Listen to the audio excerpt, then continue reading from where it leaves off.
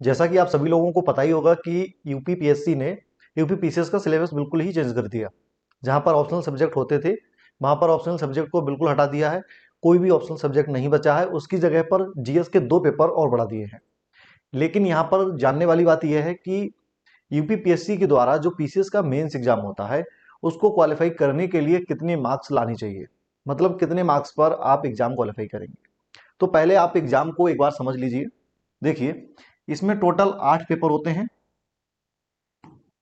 GS के 6 paper होते हैं और एक होता है आपका हिंदी का और एक होता है आपका ऐसे का पेपर। तो मतलब टोटल आपको 8 पेपर देने होंगे। लेकिन इन 8 पेपर के लिए पहले से डिसाइड कोई भी परसेंटेज नहीं होती है, कोई भी मार्क्स नहीं होते हैं कि इतने मार्क्स लेके आएंगे तभी आप एग्जाम को क्वालिफाई करेंगे।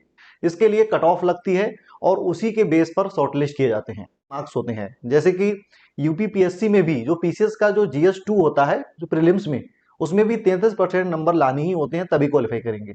लेकिन यूपीपीएससी के जो मेंस एग्जाम है, मतलब पीसीएस का जो मेंस एग्जाम है, ऐसा कुछ भी नहीं है कि आप इतने नंबर लेके आएंगे, इतने मार्क्स लेके आएंगे तभी क्वालिफाई माने जाएंगे। उससे अगर कम आते हैं तो आप क्वालिफाई नहीं किए जाएंगे। इसमें क्या होता है कि शॉर्टलिस्ट किए जाते हैं। अब देखिए शॉर्टलिस्ट कैसे किए जाते हैं। मान लीजिए कि यूपीपीएससी के द्वारा 1000 वैकेंसी है, ठीक है, हम मान लेते हैं। अब 1000 वैकेंसी के लिए लाखों में लोग प्रीलिम्स एग्जाम दे रहे हैं, ठीक है। उसमें से शॉर्टलिस्ट किए जाते हैं 10 से लगभग 12 गुने, एक अनुपात मान के चलते हैं।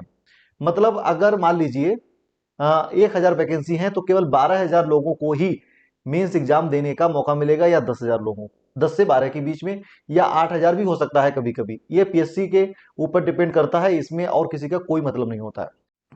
1000 वैकेंसी थी, ठीक है। अब 9,000 लोग एग्जाम दे रहे हैं, ठीक है, मेंस का। लेकिन अब बात आती है इंटरव्यू के लिए। तो देखिए 9,000 लोगों ने एग्जाम दिया, अब 1000 वैकेंसी है, तो वो इंटरव्यू के लिए ज्यादा में ज्यादा 3 गुने, बहुत अधिकतम 4 गुने लोगों को मेंस एग्जाम क्वालिफाई करते हैं। तो मतलब क्वालिफाई कैसे करेंगे, समझिए बात को। वो एक लिस्ट बनाते हैं, ठीक है, लिस्ट बनाते हैं और मेंस में जितनी भी पेपर होते हैं, 8 पेपर होते हैं, इनके आप जितने नंबर लेके आते हैं उन नंबरों को जोड़ा जाता है। और ऐसे और कैंडिडेट है उनके नंबर को भी जोड़ते हैं। तो क्या करते हैं कि देखिए जिसके सबसे ज्यादा नंबर आए होते हैं उसको रखते हैं ऊपर, और उसके बाद उसके बाद और उसके बाद और फिर उसके बाद, इस टाइप से रखते हैं। तो अगर 1000 वैकेंसी है तो वो ऊपर से लिस्ट बनाएंगे एक, सी 150 का, जैसे कि हिंदी का पेपर होता है और 150 मार्क्स का ऐसा का पेपर होता है, 300 मार्क्स ये हो गए। और जो 6 पेपर हैं ये 200 मार्क्स के होते हैं, मतलब 200 मार्क्स के पेपर होते हैं।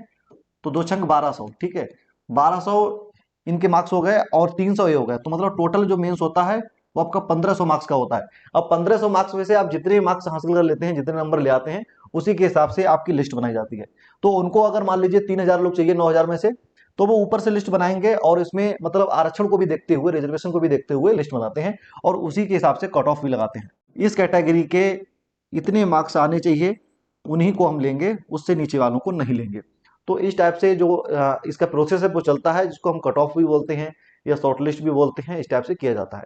तो इसलिए इसमें कोई फिक्स मतलब क्वालिफाइंग मार्क्स नहीं होते हैं। तो इसलिए डिपेंड करता है, हर साल अलग अलग मतलब इसके पैरामीटर होते हैं कि अब की बार कितने मार्क्स पर शॉर्टलिस्ट किया गया है, क्या कट ऑफ लगी है, ये बाद में डिसाइड होता है। तो इसलिए यहाँ पर ये सोचने वाली भी बात नहीं है कि आपके अगर मान लीजिए फर्स्ट पेपर में नंबर अच्छे नहीं आते हैं तो कोई दिक्कत हो जाएगी, नहीं, कोई दिक्कत नहीं है। फर्स्ट में नहीं अच्छे आते हैं, दूसरे में अच्छे आने चाहिए, तीसरे में अच्छे आने चाहिए, चौथे में अच्छे आने चाहिए। तो मतलब सभी को मिला के मार्क्स के लिए जो कट ऑफ लगती है वो लगती है।